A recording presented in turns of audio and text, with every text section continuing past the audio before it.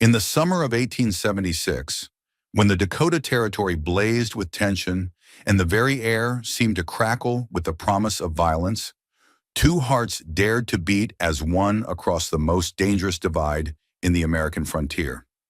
This is the story of love that defied every law, challenged every prejudice, and proved that some bonds are stronger than blood, deeper than fear, and more enduring than the hatred that men use to justify their wars.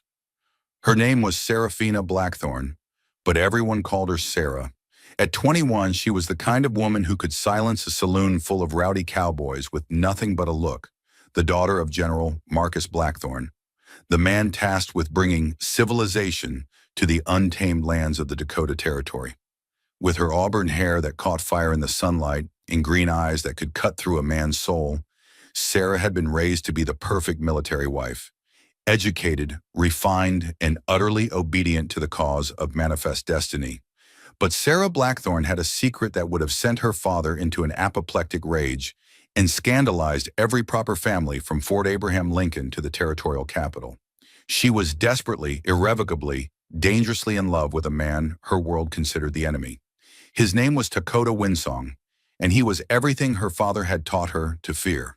A Lakota warrior of the Oglala Band, he stood 6 feet tall with shoulders broad enough to carry the weight of his people's hopes and dreams. His long black hair fell like a waterfall of midnight down his back, often adorned with eagle feathers that marked his courage in battle. His dark eyes held depths that spoke of ancient wisdom and recent sorrow. And when he looked at Sarah, the entire world seemed to fall away, leaving only the truth that lived between them. But love, especially forbidden love, never comes without a price. In 1876, the Dakota Territory was a powder keg waiting to explode. General Custer's defeat at Little Bighorn had sent shockwaves through the military establishment, and men like General Blackthorne were under tremendous pressure to prove that the Indian problem could be solved with superior firepower and unwavering resolve. The last thing anyone expected was for the general's own daughter to fall in love with one of the very warriors they were supposed to be subduing. How does love bloom in the middle of a war? How do two souls find each other when everything around them is designed to keep them apart? The answer lies in stolen moments under starlit skies, in secret meetings at the edge of civilization, and in the kind of courage that asks ordinary people to become extraordinary. You see, Sarah and Dakota's love story didn't begin with a romantic encounter or a chance meeting at a dance. It began with violence, with death, with the kind of desperate circumstances that strip away all pretense and reveal the truth about who we really are when everything else is taken away. This is their story, a tale of passion that burned brighter than the prairie fires that swept across the endless grasslands, of courage that stood taller than the mountains that watched over the sacred Black Hills, and of a love so powerful that it would ultimately change the fate of everyone who witnessed it. It's a story that proves love doesn't recognize the boundaries that men draw on maps, doesn't respect the uniforms they wear, and doesn't bow to the prejudices they carry in their hearts. Sometimes love is the most dangerous weapon of all. The morning sun had barely kissed the horizon when Seraphina Blackthorne made the decision that would change her life forever. Against every rule her father had ever laid down, against every warning about venturing beyond the safe perimeter of Fort Abraham Lincoln, she saddled her mare Moonbeam and rode out into the Dakota Territory alone. She told herself it was for the wildflowers. The prairie roses were blooming in abundance this year, painting the grasslands in shades of pink and white that no eastern garden could match, and she desperately needed subjects for the botanical sketches she was compiling. But the truth was simpler and more dangerous. Sarah was suffocating within the confines of military protocol and desperately needed to breathe free air, even if it meant risking her father's legendary wrath.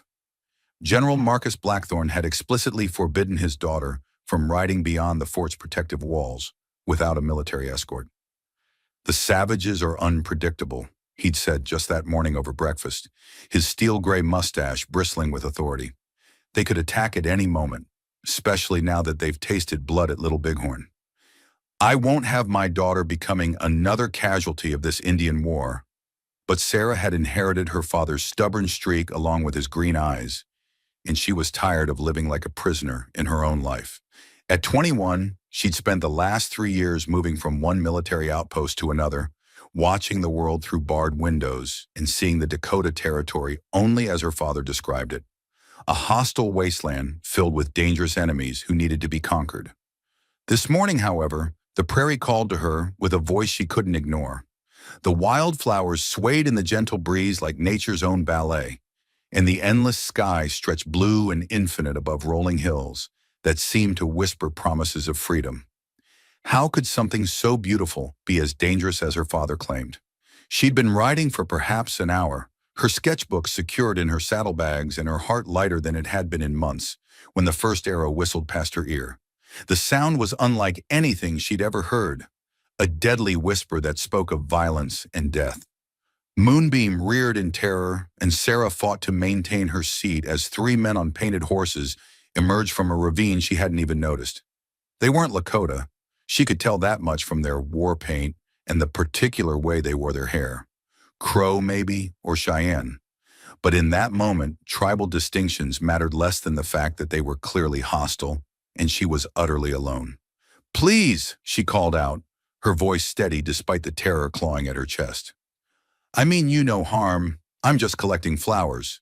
The lead warrior, a man with a scarred face and eyes like black flint, laughed at her words. He said something to his companions in a language she didn't understand, and they began to circle her like wolves around wounded prey. Sarah's mind raced through her limited options.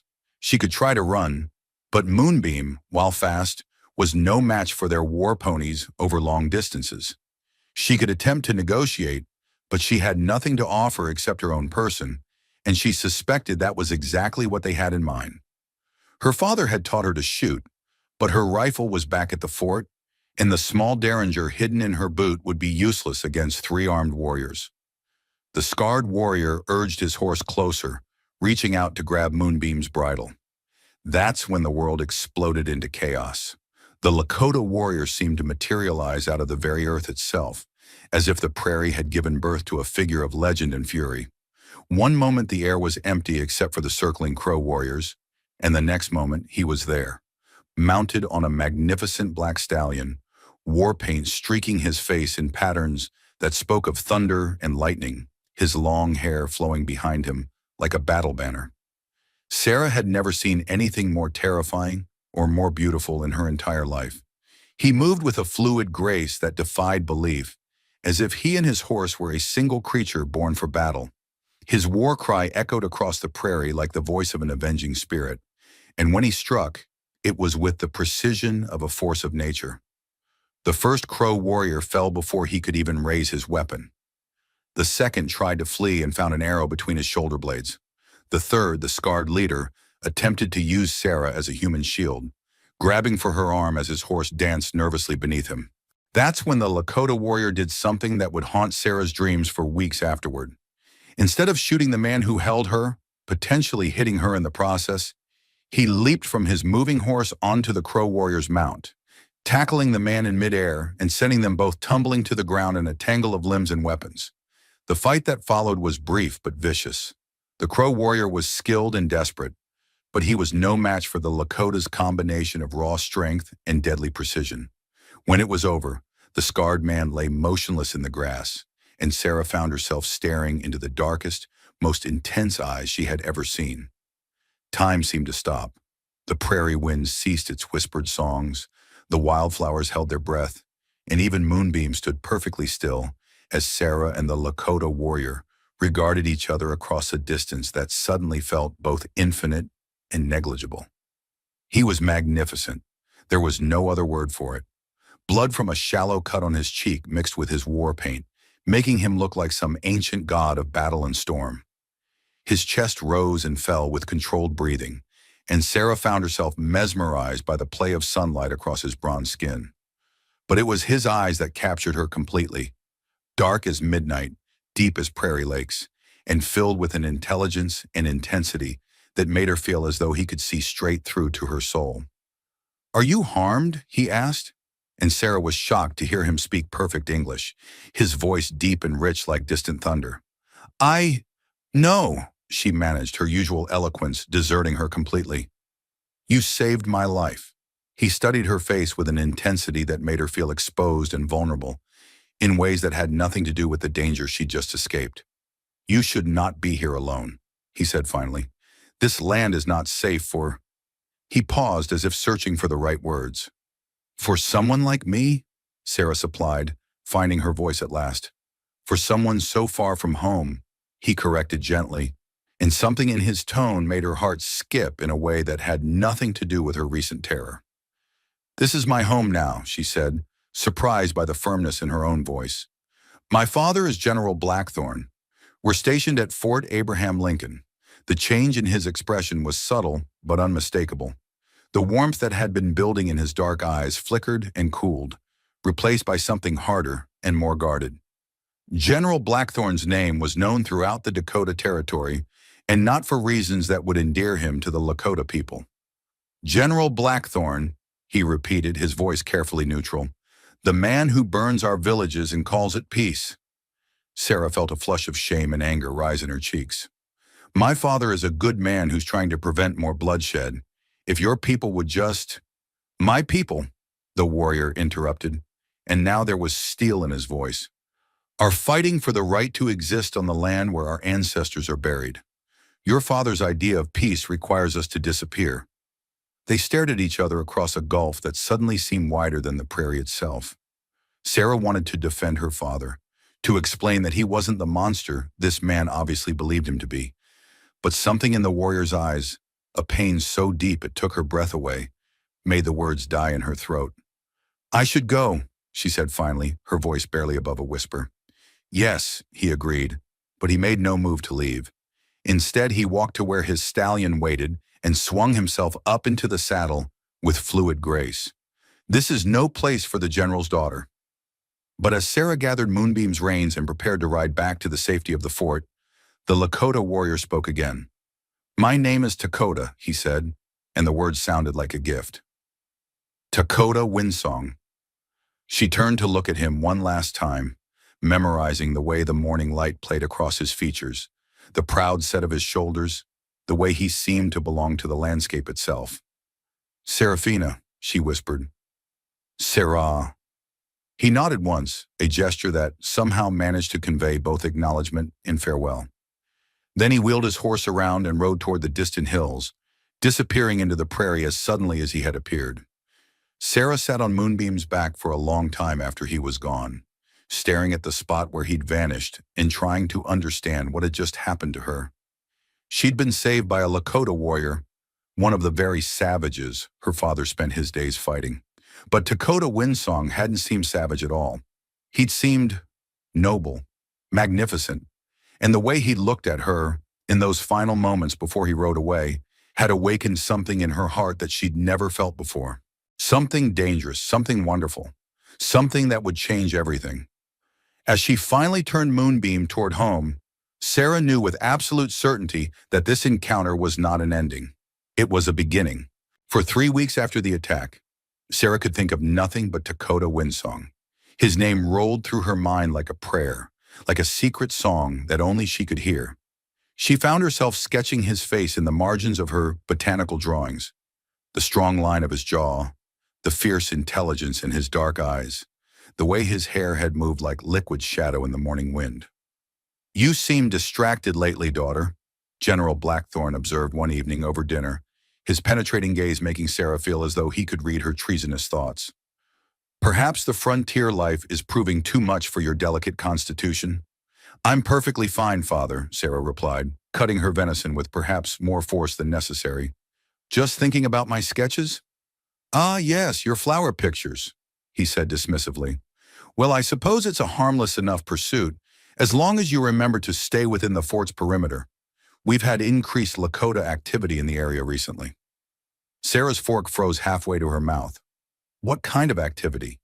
"Scouting parties, mostly. They're watching us, learning our routines. It's what I would do in their position. Gather intelligence before striking." General Blackthorne's eyes hardened. "But they'll find us ready for them. I've tripled the patrols and stationed sharpshooters on the walls. Any Lakota brave enough to approach Fort Abraham Lincoln will find himself facing the business end of a Springfield rifle." The thought of Dakota being shot on sight made Sarah's stomach churn with a fear so intense it took her breath away. She excused herself from dinner early, claiming a headache, but sleep was impossible. Instead, she stood at her bedroom window, staring out at the vast prairie that stretched beyond the fort's walls, wondering if Dakota was out there somewhere, watching the fort as her father suspected. The next morning brought an opportunity she hadn't expected. Major Caldwell's wife had requested botanical specimens for a medicinal garden she was planning, and Sarah volunteered to collect them. This time, she made sure to take a proper escort, two young corporals who were more interested in flirting with her than maintaining strict vigilance. "Just stay close to the fort, Miss Blackthorne," Corporal Matthews said, his boyish face flushed with the importance of his assignment. "Your father would have our hides if anything happened to you." "Of course," Sarah agreed, but her eyes were already scanning the distant ridgeline, looking for any sign of a lone horseman. She found what she was looking for 3 hours later, when the corporals had grown lazy in the afternoon heat and were dozing beneath a cottonwood tree while she supposedly gathered herbs nearby. A flash of movement caught her eye, a rider on the crest of a hill about a mile away, silhouetted against the azure sky. Even at that distance, she knew it was him. Her heart began to pound as she watched the figure disappear behind the hill, only to reappear moments later much closer, moving with the fluid grace she remembered so vividly. Dakota was coming toward her, though he stayed well out of rifle range of her escort. Sarah glanced back at the sleeping corporals, made a decision that her rational mind screamed was insane, and began walking toward the hill where Dakota waited. She found him dismounted beside a small stream, his black stallion drinking from the clear water while he sat on a fallen log, apparently studying something in his hands. When he looked up and saw her approaching, his expression was unreadable. "You should not have come," he said, but his voice lacked conviction. "Neither should you," Sarah replied, settling herself on the grass a few feet away from him. "My father has sharpshooters watching for Lakota scouts." "I know." Dakota's mouth curved in what might have been amusement. "I have been watching them watch for me." "That's not funny. They'll kill you if they see you." "Death has been my companion for many years," he said quietly. "I am not afraid of it." "Well, I am," Sarah said fiercely, surprised by the vehemence in her own voice. "Afraid of it happening to you, I mean." Something shifted in Dakota's expression, a warmth that hadn't been there before. Why? It was such a simple question, but Sarah found herself struggling for an answer that wouldn't reveal how deeply he had affected her. "Because you saved my life," she said finally.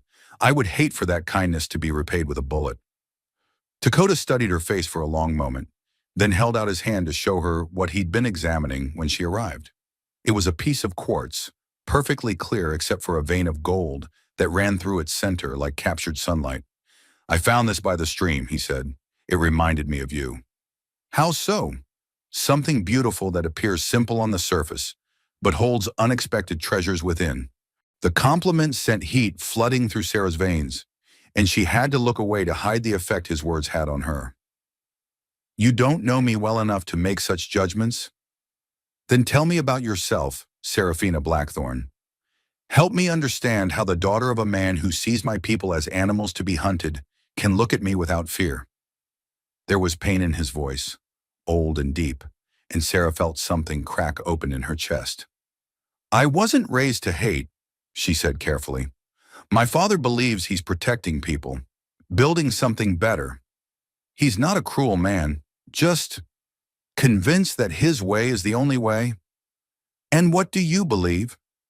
It was a question that went to the heart of everything Sarah had been raised to accept without question. She thought of her father's certainty, his unwavering conviction that civilization was a gift to be imposed upon the savage wilderness. But looking at Dakota now, this intelligent, articulate man who moved with such natural grace, she found those certainties crumbling. "I believe," she said slowly, "that there might be room for more than one way of living on this land." Dakota's dark eyes searched her face. "Your father would call such thoughts treason." "Then perhaps my father doesn't know everything after all."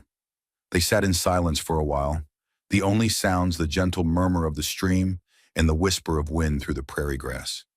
Sarah found herself studying Dakota when she thought he wasn't looking. The way sunlight caught the blue-black highlights in his hair, the intricate beadwork on his shirt, the strong, capable hands that had saved her life. "Why did you help me that day?" she asked eventually. "You could have simply watched the Crow warriors take me. It would have meant one less enemy to deal with." "Because you are not my enemy," Dakota replied without hesitation. "You are—" He paused as if searching for the right words. "You are something unexpected. Something that makes me question what I thought I knew about your people." "And what did you think you knew?" His jaw tightened slightly. "That you see us as less than human. That you take what you want without thought for who might be harmed. That you cannot conceive of any existence other than your own as having value." Sarah flinched at the harsh truth in his words. "Some of us are like that," she admitted, "but not all." "No," Dakota agreed, his gaze holding hers. "Not all." The afternoon was growing late, and Sarah knew she needed to return before her escort woke up and discovered her absence. But leaving felt like tearing away a part of herself that had only just begun to emerge. "Will I see you again?" she asked, hating the vulnerable note in her own voice. Dakota stood and walked to where his stallion waited, his movements graceful and sure. For a moment, Sarah thought he would simply mount up and ride away without answering. Then he turned back to her. "There is a place," he said quietly, "where Lightning Creek bends around the red rocks, about 2 miles northeast of here. Sometimes I go there to think, to find peace away from the weight of war." "When?" "Tomorrow, if the sun is high and my responsibilities permit." His dark eyes met hers. "But it would be dangerous for you to come. More dangerous than you know." "Because of the war between our peoples?" "Because of the war within myself," Dakota said, and there was something in his voice that made Sarah's breath catch. "Because each time I see you, you become more real to me, and that threatens everything I have spent my life believing." With that, he swung himself onto his horse and rode away, leaving Sarah standing by the stream with the piece of quartz still warm in her palm and her heart racing with possibilities that terrified and thrilled her in equal measure. As she made her way back to where the corporals were just beginning to stir from their nap, Sarah knew with absolute certainty that tomorrow would find her at Lightning Creek, regardless of the danger. Because Dakota Windsong had awakened something in her that refused to be ignored. A hunger for truth, for connection, for something real in a world built on assumptions and prejudices. She was falling in love with a man her world considered an enemy, and there was no going back from that precipice. The only question now was whether she would fall alone, or whether he would choose to fall with her. Lightning Creek was aptly named. The water moved with swift, electric energy around the red sandstone formations that jutted from the prairie like the bones of ancient giants. Sarah found the place exactly as Dakota had described it, a hidden sanctuary where the harsh edges of the world seemed softened by the musical whisper of flowing water and the gentle rustle of cottonwood leaves. She had told her father she was visiting Mrs. Caldwell to discuss medicinal herbs, a lie that sat bitter on her tongue but felt necessary for survival. The weight of her deception pressed against her chest as she dismounted from Moonbeam and secured the mare's reins to a sturdy branch. Dakota was already there, sitting on the red rocks beside the water, but he looked different somehow. Gone were the war paint and fierce regalia of their previous encounters. Instead, he wore simple buckskin clothing, his long hair loose around his shoulders, making him look younger and somehow more approachable. When he looked up at her arrival, Sarah felt that familiar jolt of connection that seemed to bypass her rational mind entirely. "You came," he said, and there was surprise in his voice, as if he had expected his warnings about danger to keep her away. "Did you think I wouldn't?" Sarah asked, settling herself on the rocks beside him, careful to maintain a respectable distance, even as every instinct screamed at her to move closer. "I hoped you would not," Dakota replied honestly, "and I hoped you would." The contradiction is difficult to live with. Sarah understood that contradiction all too well. Every moment spent in his presence felt like a betrayal of everything she'd been taught, yet staying away felt like betraying something deeper and more essential in herself. "Tell me about your people," she said, watching the way sunlight played across the water. "Not what the military reports say, but the truth." Dakota was quiet for so long that Sarah wondered if she had overstepped some invisible boundary. When he finally spoke, his voice carried the weight of centuries. "We are the Lakota," he began, "the allies, the friends. For generations beyond counting, we have lived with this land, not simply on it. Every hill, every stream, every blade of grass is sacred to us because it is part of the great circle of life that connects all things. He picked up a smooth stone from the creek bed and turned it over in his hands. Your people see land as something to be owned, carved up, sold. We see it as our grandmother, something to be honored, protected, loved. The buffalo, the eagles, the wolves. They are our brothers and sisters, not animals to be conquered. It sounds beautiful, Sarah said softly and meant it. It was beautiful, Dakota corrected, and she heard the grief in his voice. Before the soldiers came with their promises and their treaties, before they built their forts on our sacred grounds and told us we must live like white men or not live at all. My father believes he's helping your people by bringing civilization. Civilization? Dakota's laugh was bitter. Is it civilized to force children from their families to learn the white man's ways? Is it civilized to slaughter buffalo by the thousands and leave them to rot in the sun? Is it civilized to break treaty after treaty whenever gold is discovered or settlers want more land? Sarah felt heat rise in her cheeks, but not from anger, from shame, because everything Dakota said was true, and she had been willfully blind to it. I didn't know, she whispered. How could you know? Dakota's voice gentled. You see only what your people choose to show you. Just as many of my people see only the soldiers and the broken promises, not the individuals who might be capable of understanding. Is that what I am to you? An individual capable of understanding? Dakota set down the stone and turned to face her fully, his dark eyes intense and unguarded. You are many things to me, Seraphina Blackthorn. More things than I have words for in either of our languages. The way he said her name sent shivers down her spine. Tell me anyway. Try. You are a question I never thought to ask, a possibility I never dared imagine. You are the sunset that comes when you least expect it, painting the sky in colors that take your breath away. Sarah felt tears prick at her eyes. No one had ever spoken to her like this, with such poetry, such reverence. The young officers at the fort spoke of her beauty in crude, possessive terms that made her feel like a prize to be won, but Dakota spoke as if she were something sacred. You're not what I expected either, she admitted. I was taught that your people were simple, savage, incapable of deep thought or feeling. And now I think my teachers were fools, Sarah said fiercely. You're more articulate than half the officers in my father's command, more thoughtful than any man I've ever met. And the way you see the world? She trailed off, struggling to find words for the revelation taking place in her heart. The way I see the world is what? It makes me want to see it too. Through your eyes, to understand what I've been missing. Dakota reached out slowly, giving her time to pull away if she chose. When she didn't, his fingers brushed against her cheek, and Sarah felt as though lightning had indeed struck the creek. You have beautiful eyes, Sarah, he said softly, green like the new grass in spring. But more than that, they are honest eyes. Eyes that see truth even when it hurts. The tenderness in his voice, the gentle touch of his fingers against her skin, broke down the last of Sarah's defenses.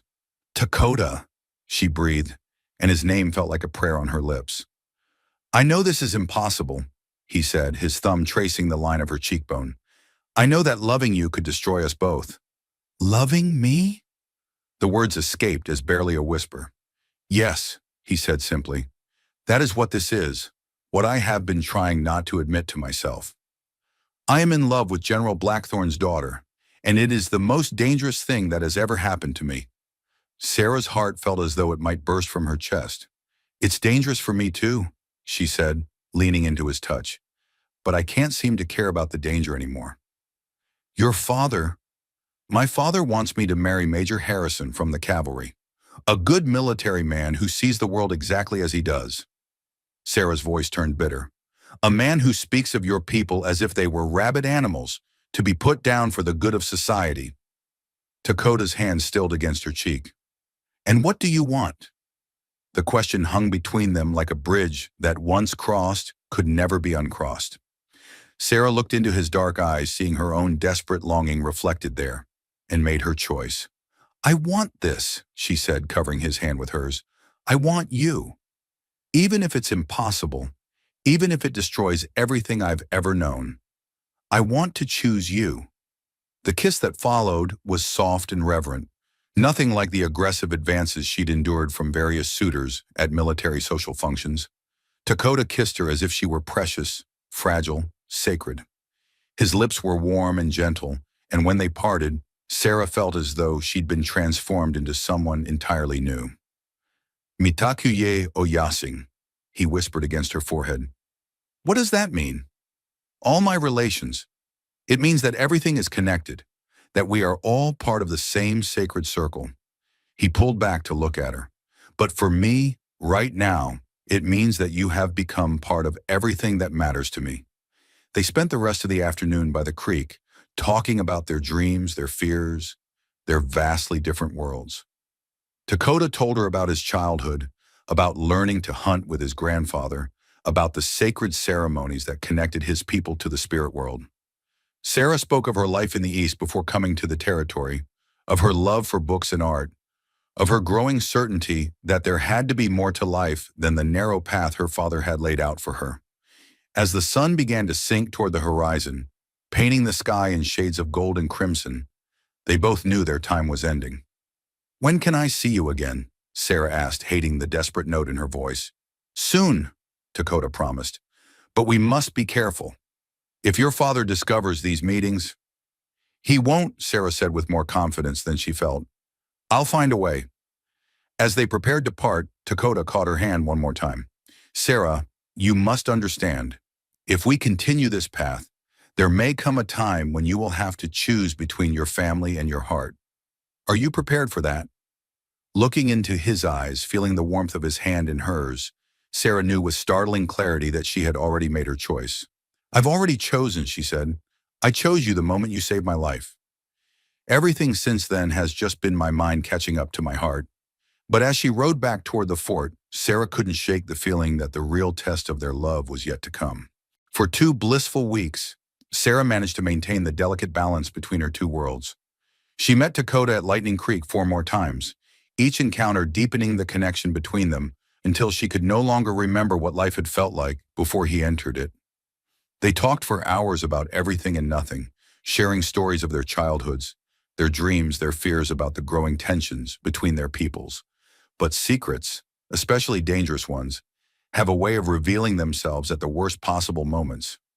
It was Corporal Matthews who inadvertently sealed her fate. The young soldier had been harboring romantic feelings for Sarah and had taken to following her movements with the dedication of a lovesick puppy. On this particular afternoon, he thought he was being chivalrous when he decided to trail her at a distance, convinced she needed protection from the savage threats that lurked beyond the fort's perimeter.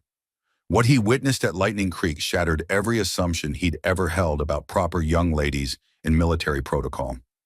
Sarah knew something was wrong the moment she returned to the fort. Matthews wouldn't meet her eyes, and there was a tension in the air that made her skin crawl with apprehension. When her father's orderly appeared at her door an hour later, with a curt summons to the general's office, her heart sank into her boots. General Marcus Blackthorne was not a man given to displays of emotion, but when Sarah entered his office, his face was a mask of barely controlled fury that made her blood run cold. Standing beside his desk was Major Harrison, his pale blue eyes glittering with something that looked suspiciously like triumph.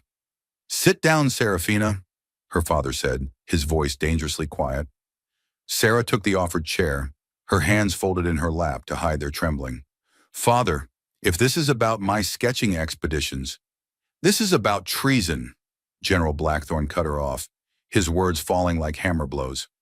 "This is about my own daughter consorting with the enemy and betraying everything I have dedicated my life to defending?" The world seemed to tilt sideways. "I don't understand." "Don't you?" Major Harrison stepped forward, his thin lips curved in a cold smile. "Corporal Matthews saw everything, Miss Blackthorne. Your intimate encounter with the Lakota savage, the way you allowed him to touch you, to defile you with his heathen hands." Heat flooded Sarah's cheeks, but it was anger, not shame. "How dare you spy on me? How dare you disgrace your family name?" General Blackthorne's voice cracked like a whip. Do you have any idea what you've done? Any concept of the damage you've caused? I've done nothing wrong, Sarah said, surprised by the steadiness of her own voice. I've simply talked with someone, learned about a different way of seeing the world. Talked? Major Harrison's laugh was ugly. Is that what they're calling it now? Matthews described quite a bit more than talking. Major Harrison, you will not speak of my daughter in such terms, General Blackthorne warned, though his tone remained arctic. However, the facts remain. Serafina has been meeting secretly with a known hostile, sharing information that could compromise the security of this fort. I never shared any military information, Sarah protested. Your very presence tells them about our patrols, our schedules, our vulnerabilities, her father shot back. And what has he told you? What lies has he filled your head with to make you forget your duty to your family and your country? Sarah thought of Lakota's words about the broken treaties, the slaughtered buffalo, the children torn from their families. He told me the truth, she said quietly, something I'd never heard before. The silence that followed was deafening. General Blackthorne stared at his daughter as if she had transformed into something unrecognizable before his eyes. The truth, he repeated slowly. And what truth would that be, daughter? That maybe, just maybe, we're not the heroes in this story that we've convinced ourselves we are. Major Harrison made a sound of disgust.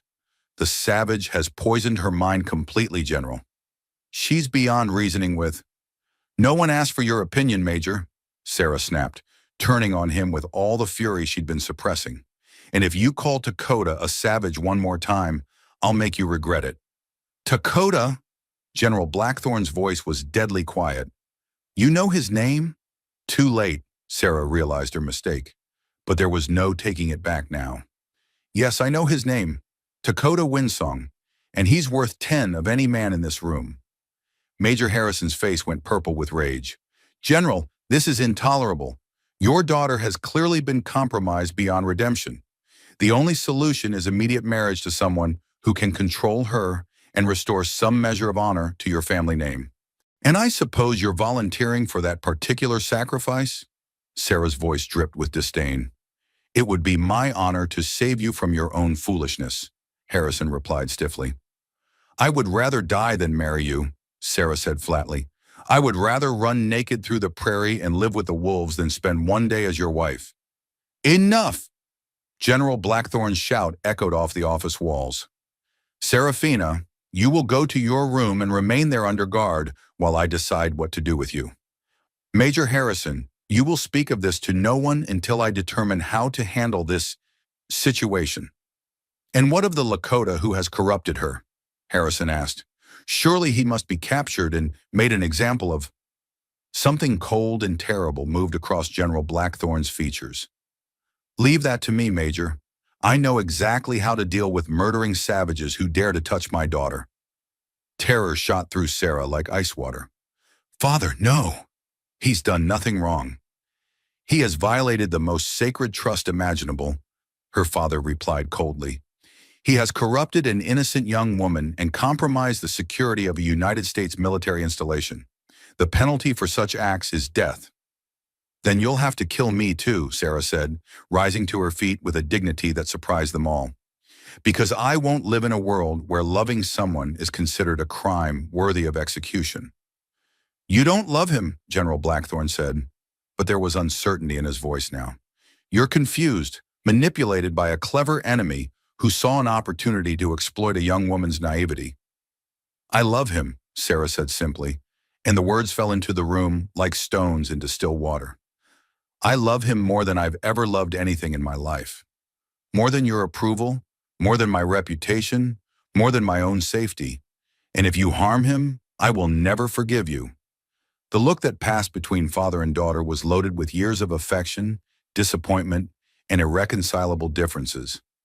General Blackthorne saw his carefully raised daughter choosing chaos over order, savagery over civilization. Sarah saw a man so blinded by prejudice that he would destroy love itself rather than question his own assumptions. You are no longer my daughter, General Blackthorne said finally, his voice barely above a whisper. The girl I raised would never betray everything I've taught her for the fleeting infatuation with a murderous heathen. The words hit Sarah like physical blows, but she held her ground. Then perhaps the girl you raised never really existed, she replied. Perhaps what you loved was the idea of a daughter who would never think for herself, never question your authority, never choose her own path. Guard! General Blackthorne bellowed. 2 soldiers appeared immediately. Escort Miss Blackthorne to her quarters and post sentries at her door. She is not to leave under any circumstances. As the soldiers flanked her, Sarah looked back at her father one last time. When you're lying awake tonight planning Dakota's murder, remember this moment, Father. Remember that you chose hate over love, war over peace, and ideology over your own daughter's happiness. The door closed behind her with a finality that echoed through her soul. As she was marched through the fort under the curious gazes of soldiers and officers' wives, Sarah knew that her old life was ending. The protected, privileged existence of General Blackthorne's obedient daughter was over forever. But as the guards locked her door and took up their positions in the hallway, Sarah's mind was already working, planning, calculating. Her father had made one crucial mistake. He'd assumed that imprisonment would break her spirit and make her compliant. Instead, it had only strengthened her resolve. She would find a way to warn Dakota, to escape this place that had become a prison. She would choose love over duty, truth over comfort, freedom over security. The war between their peoples was about to become very personal indeed, and Sarah intended to win. For 3 days, Sarah remained a prisoner in her own room, plotting and planning while maintaining the facade of a broken, defeated young woman. She wept loudly enough for the guards to hear, refused most of her meals, and generally behaved like someone whose spirit had been thoroughly crushed by her father's rejection. In reality, every moment of apparent despair was carefully calculated. She was memorizing the guards' shift changes, noting when the sentries were most likely to be distracted, and quietly gathering the supplies she would need for what was essentially a suicide mission. Because that's what it was, she realized with crystal clarity. Once she left the protection of Fort Abraham Lincoln to warn Dakota, there would be no coming back. Her father would never forgive her betrayal, and Major Harrison would ensure that her reputation was destroyed throughout the territory. She would be choosing exile, poverty, and quite possibly death over the comfortable life she'd always known. The choice felt surprisingly easy. On the 3rd night, opportunity presented itself in the form of a fire in the enlisted men's barracks. Nothing serious, an overturned lantern that caught some bedding alight, but enough of a distraction to draw attention away from the officers' quarters. Sarah watched through her window as soldiers ran toward the commotion, including one of her guards. The remaining sentry was young Private Morrison, barely 18 and obviously uncomfortable with his assignment. When Sarah began to sob dramatically about needing her Bible for comfort, his inexperience showed. "I can't leave my post, miss," he said through the door, genuine distress in his voice. "Please," Sarah begged, making her voice as pitiful as possible. "It's in my father's office, in the bottom drawer of his desk. I just need something to hold on to, something to help me find the strength to accept my fate." 10 minutes later, Private Morrison was hurrying toward the general's office, while Sarah was climbing out her 2nd-story window using a rope made from torn bedsheets.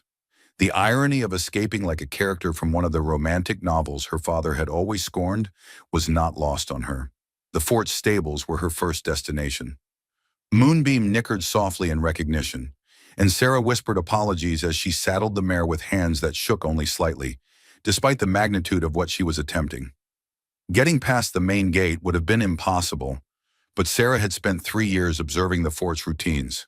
She knew about the gap in the north wall, where erosion had created a shallow depression that a determined person on horseback could navigate. She also knew that the sentries on that section were notorious for playing cards instead of maintaining proper vigilance. 20 minutes after Private Morrison discovered her empty room, Sarah was galloping across the prairie under a canopy of stars, racing toward Lightning Creek and praying she wasn't too late. She found Dakota exactly where she'd hoped, at their special place beside the red rocks, as if he'd somehow sensed she would need him tonight. But he wasn't alone. 3 other Lakota warriors sat with him around a small fire, their painted faces grim in the flickering light. The moment they spotted her approaching, weapons appeared in their hands with lethal efficiency. Dakota rose smoothly, his hand on his own knife, But when he recognized her, his expression shifted from wariness to shock. "Sarah? What are you doing here? It's past midnight and—" "They know," she gasped, sliding down from Moonbeam's back and stumbling toward him. "My father knows about us. They're coming for you." The other warriors exchanged sharp words in Lakota, but Dakota's attention was fixed entirely on Sarah. He caught her hands in his, and she could feel the tension radiating through his body. "How long do we have?" he asked quietly.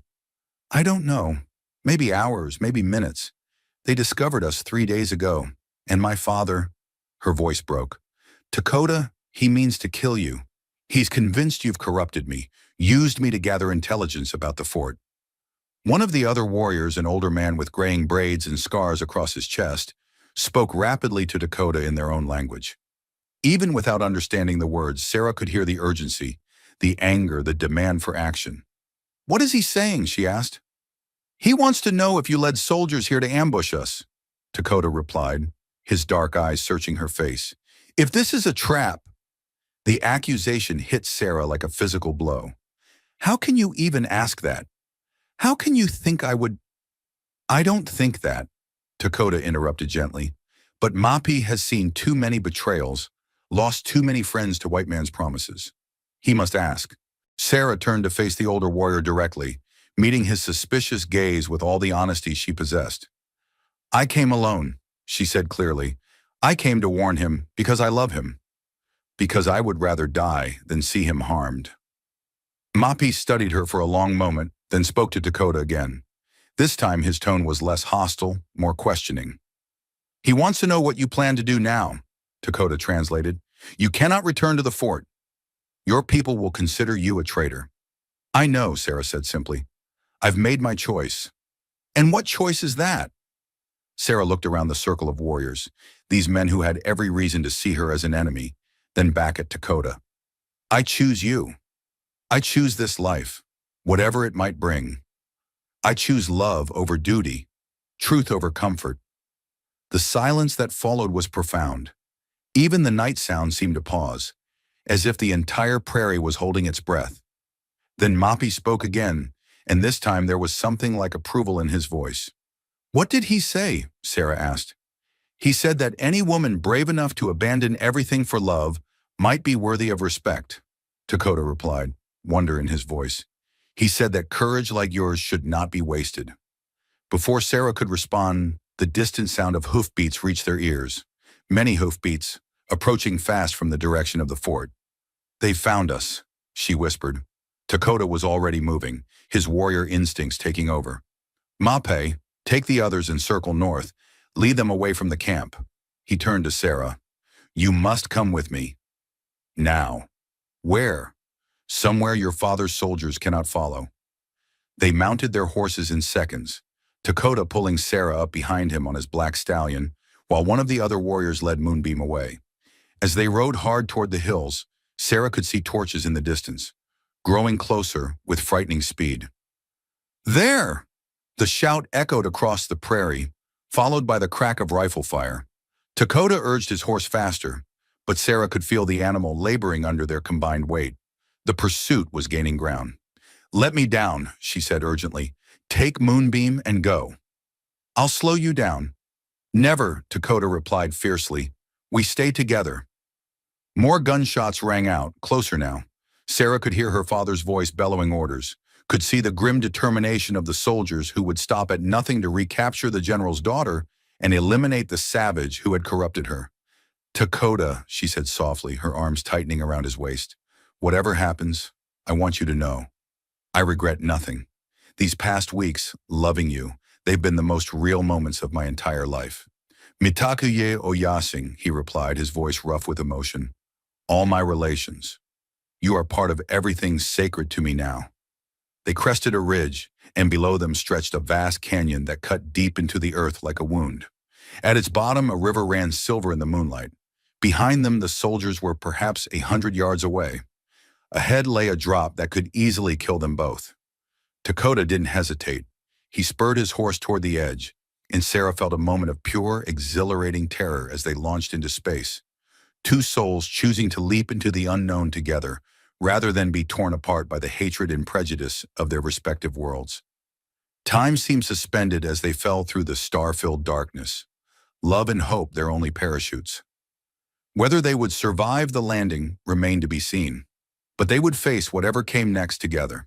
That's when the Lakota warrior did something that would haunt Sarah's dreams for weeks afterward. Instead of shooting the man who held her, potentially hitting her in the process, he leaped from his moving horse onto the Crow warrior's mount, tackling the man in midair and sending them both tumbling to the ground in a tangle of limbs and weapons. The fight that followed was brief but vicious. The Crow warrior was skilled and desperate, but he was no match for the Lakota's combination of raw strength and deadly precision. When it was over, the scarred man lay motionless in the grass, and Sarah found herself staring into the darkest, most intense eyes she had ever seen. Time seemed to stop. The prairie wind ceased its whispered songs, the wildflowers held their breath, and even moonbeams stood perfectly still as Sarah and the Lakota warrior regarded each other across a distance that suddenly felt both infinite and negligible. He was magnificent. There was no other word for it. Blood from a shallow cut on his cheek mixed with his war paint, making him look like some ancient god of battle and storm. His chest rose and fell with controlled breathing, and Sarah found herself mesmerized by the play of sunlight across his bronze skin. But it was his eyes that captured her completely, dark as midnight, deep as prairie lakes, and filled with an intelligence and intensity that made her feel as though he could see straight through to her soul. "Are you harmed?" he asked, and Sarah was shocked to hear him speak perfect English, his voice deep and rich like distant thunder. No, she managed, her usual eloquence deserting her completely. "You saved my life." He studied her face with an intensity that made her feel exposed and vulnerable, in ways that had nothing to do with the danger she'd just escaped. "You should not be here alone," he said finally. "This land is not safe for—" He paused as if searching for the right words. "For someone like me?" Sarah supplied, finding her voice at last. "For someone so far from home," he corrected gently, and something in his tone made her heart skip in a way that had nothing to do with her recent terror. "This is my home now," she said, surprised by the firmness in her own voice. "My father is General Blackthorne. We're stationed at Fort Abraham Lincoln." The change in his expression was subtle but unmistakable. The warmth that had been building in his dark eyes flickered and cooled, replaced by something harder and more guarded.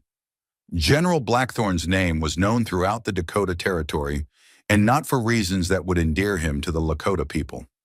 "General Blackthorne," he repeated, his voice carefully neutral, "the man who burns our villages and calls it peace." Sarah felt a flush of shame and anger rise in her cheeks. "My father is a good man who's trying to prevent more bloodshed. If your people would just—" "My people," the warrior interrupted, and now there was steel in his voice, "are fighting for the right to exist on the land where our ancestors are buried. Your father's idea of peace requires us to disappear." They stared at each other across a gulf that suddenly seemed wider than the prairie itself. Sarah wanted to defend her father, to explain that he wasn't the monster this man obviously believed him to be. But something in the warrior's eyes, a pain so deep it took her breath away, made the words die in her throat. "I should go," she said finally, her voice barely above a whisper. "Yes," he agreed, but he made no move to leave. Instead, he walked to where his stallion waited and swung himself up into the saddle with fluid grace. This is no place for the general's daughter. But as Sarah gathered Moonbeam's reins and prepared to ride back to the safety of the fort, the Lakota warrior spoke again.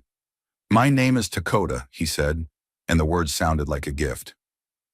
Dakota Windsong. She turned to look at him one last time, memorizing the way the morning light played across his features, the proud set of his shoulders, the way he seemed to belong to the landscape itself. "Serafina," she whispered. "Sarah." He nodded once, a gesture that somehow managed to convey both acknowledgement and farewell. Then he wheeled his horse around and rode toward the distant hills, disappearing into the prairie as suddenly as he had appeared. Sarah sat on Moonbeam's back for a long time after he was gone, staring at the spot where he'd vanished and trying to understand what had just happened to her. She'd been saved by a Lakota warrior, one of the very savages her father spent his days fighting. But Dakota Windsong hadn't seemed savage at all. He'd seemed noble, magnificent, and the way he looked at her in those final moments before he rode away had awakened something in her heart that she'd never felt before. The impact with the water felt like being struck by the hand of an angry god. The river was deeper than it had appeared from above, and the current stronger than either of them had anticipated. Sarah's lungs burned as the icy water closed over her head, and for a terrifying moment, she thought they had chosen death over capture after all. But Dakota's arm tightened around her waist, and together they fought their way to the surface, gasping and choking, but miraculously alive. His horse had survived the fall as well, swimming strongly toward the far bank with the instincts of a creature born to this harsh land. Above them, at the canyon's rim, torchlight flickered as General Blackthorn and his soldiers peered into the darkness below. Sarah could hear her father's voice, tight with fury and what might have been grief. "Find them!" he bellowed. "Search every inch of this river until you bring me back my daughter and the savage who stole her." But the canyon was a maze of shadows and echoes, and the soldiers had no way of knowing whether their quarry had survived the fall or been claimed by the unforgiving waters. After what felt like hours but was probably only minutes, the lights began to withdraw as the search party went looking for a way down into the canyon. Dakota guided them to a hidden cave behind a curtain of falling water, a sacred place known only to his people. As they huddled together in the darkness, Sarah shivering in her soaked clothes, he built a small fire that would be invisible from outside. "Are you hurt?" he asked, his hands moving gently over her arms and shoulders, checking for injuries. "No," Sarah replied, though her voice shook with cold and delayed shock. "I am whole," he said simply. "But Sarah, you must understand what you have done. There is no going back now. Your old life is gone forever." "I know." She looked around the cave, taking in the ancient drawings on the walls, the sense of timeless sanctuary. "Will your people accept me? A white woman who brings nothing but trouble?" Dakota's face was serious in the firelight. "Some will. Others may take longer to trust. You have proven your courage, your loyalty, but you are still your father's daughter in their eyes. And in yours." He reached out to touch her face, his thumb tracing the line of her cheekbone. "In my eyes, you are Sarah, the woman who chose love over safety, truth over comfort, the woman who risked everything to save my life." They stayed in the cave for 3 days while the military search continued above. Dakota left periodically to scout and gather food, returning with reports that General Blackthorn had brought in trackers and hunting dogs, determined to recover his daughter and capture the man he held responsible for her corruption. On the 3rd night, as they shared a meal of rabbit and wild roots, Sarah asked the question that had been haunting her. "What happens now?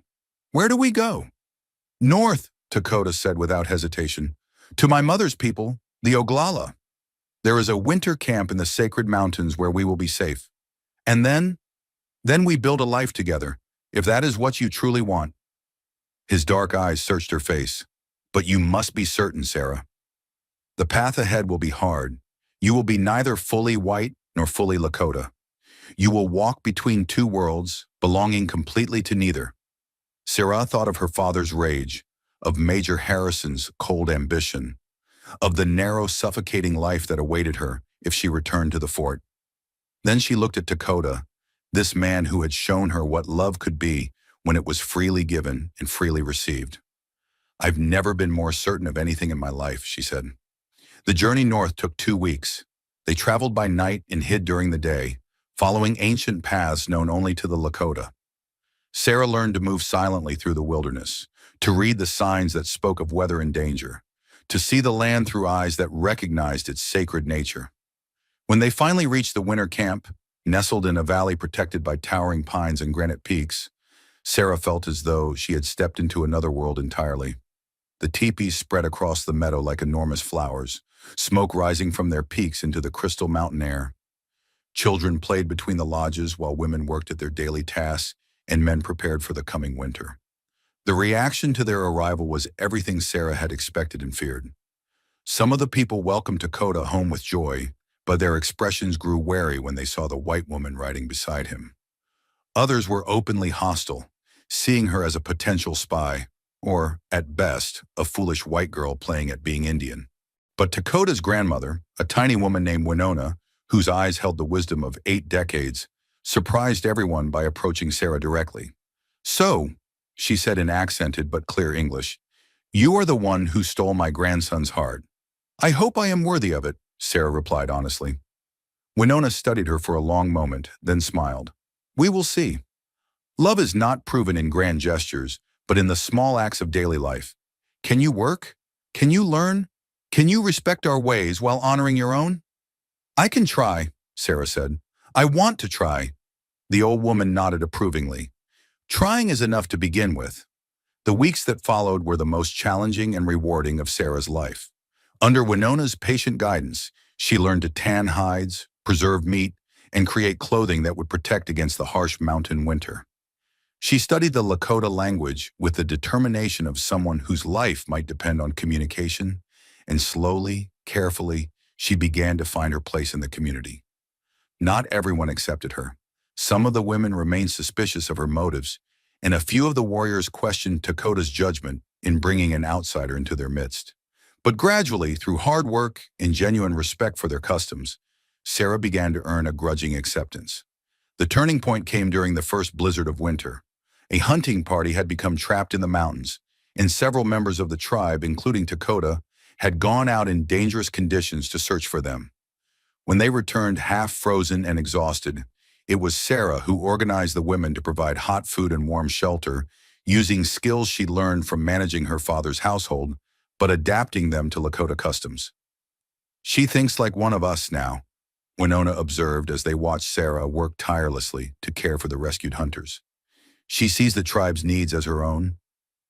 That night, as they lay together in their teepee listening to the wind howl through the pines, Dakota spoke the words that Sarah had been longing to hear. "Will you marry me?" he asked softly. "Not just in the white man's way, but in the sacred manner of my people. Will you become my wife in all ways, for all time?"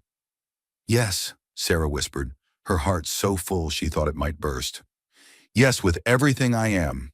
The ceremony took place on the first clear day after the blizzard, with the entire tribe gathered to witness the union. Sarah wore a dress of white doe skin decorated with intricate beadwork that Winona and the other women had created for her, a symbol of her acceptance into the community. Dakota stood beside her in his finest regalia, his face painted with the sacred symbols of his clan. As they spoke their vows in both English and Lakota, promising to walk together through all the seasons of their lives, Sarah felt a peace she had never known. This was where she belonged, not because she had nowhere else to go, but because she had chosen this life, this love, this man who had shown her what it meant to be truly free. Years passed. The military searches for General Blackthorn's missing daughter eventually ceased, though rumors persisted of a white woman living among the Lakota, a ghost story told around army campfires. Sarah and Dakota built a life together that was rich in love and purpose. They had 3 children, 2 sons and a daughter, who grew up bilingual and bicultural, equally comfortable with their mother's stories of the outside world and their father's teachings about the sacred ways of their people. When the great wars between the army and the tribes finally ended, when treaties were signed and reservations established, Sarah and Dakota chose to remain in the mountains with the few families who still lived the old way. They became bridges between worlds, helping to preserve the ancient knowledge while adapting to the changing times.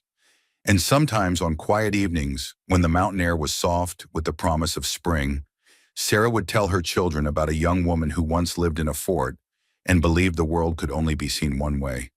She would speak of a fateful morning when that woman met a warrior who showed her that love could transcend any boundary, overcome any prejudice, bridge any divide. Was she happy? Her daughter would always ask. The woman in the fort? She thought she was, Sarah would reply, pulling her child close. But she had never known real happiness until she learned that the greatest courage lies not in defending what you were taught to believe, but in having the strength to question those beliefs and choose love instead. As the years turned into decades, their love story became legend among both peoples. Proof that even in the darkest times, when hatred seemed to rule the world, love could still triumph. Not the easy love of those who share everything in common, but the fierce, transformative love that sees beyond differences to the essential truth of two souls recognizing their perfect match. Sarah never regretted her choice. In a life measured not by wealth or status, but by love freely given and received, she had indeed found everything her heart had ever sought. And in the sacred mountains of the Dakota Territory, love had conquered all. And so, in the sacred mountains of the Dakota Territory, where eagles soared on thermals of ancient wind, and the spirits of ancestors whispered through towering pines, the greatest love story of the American frontier reached its triumphant conclusion. Seraphina Blackthorne, the general's rebellious daughter, had become Sarah Winsong, respected elder of the Oglala Lakota, her auburn hair now silver, her green eyes still bright with the fire that had once defied an empire's prejudices. Their love story became more than legend. It became hope. In a time when hatred seemed to rule the world, when the very mention of the other sparked violence and fear, Sarah and Dakota proved that love could indeed transcend every boundary that men create in their minds. Their union wasn't just the joining of two hearts, but the bridging of two worlds that had been told they could never coexist. You see, this wasn't just a tale of forbidden romance, though the passion between them burned brighter than prairie fires. It wasn't simply a story of cultural awakening, though Sarah's journey from ignorance to understanding illuminated truths that her entire society had refused to see. This was a story about the most powerful force in the universe, the courage to choose love when the whole world demands you choose hate. Think about what Sarah gave up: wealth, status, the protection of her father's name, the comfortable certainty of a world where she knew her place. Think about what Dakota risked: his standing among his people, his safety, his very life for a woman whose father represented everything his tribe was fighting against. Neither of them made their choice lightly, and neither of them chose the easy path. But that's what real love does. It asks us to be braver than we ever thought possible, to see beyond the limitations others have placed on our hearts, to believe in possibilities that exist nowhere except in the space between two souls who recognize their perfect match. Their children grew up to become leaders, teachers, bridge builders in their own right. Their son Joseph became a renowned translator who helped negotiate fair treaties between the government and tribal nations. Their daughter Mary founded the first school that taught both English and Lakota, ensuring that neither culture would be lost to future generations. Their youngest son Thomas became a respected medicine man who incorporated both traditional healing practices and modern medicine, saving countless lives through his willingness to honor wisdom from both worlds. The legacy of their love rippled outward like stones thrown into still water. Other couples, inspired by their example, found the courage to cross cultural divides. Trading posts became places of genuine cultural exchange rather than exploitation. Treaties were written with more respect for indigenous perspectives. Not everything changed. The forces of prejudice and greed were too entrenched for that, but enough changed to prove that love could indeed be a revolutionary act. Historians would later debate whether the story of Sarah and Dakota was fact or folklore, but those who knew them personally never doubted its truth. They had seen the way Sarah's eyes lit up whenever Dakota entered a room, even after 40 years of marriage. They had witnessed Dakota's gentle protectiveness, the way he would guide Sarah through crowd with his hand on the small of her back, still her guardian and champion decades after their first meeting at Lightning Creek. But perhaps the most powerful testament to their love was something that couldn't be quantified or debated. The generations of their descendants who grew up believing that differences were meant to be celebrated, not feared.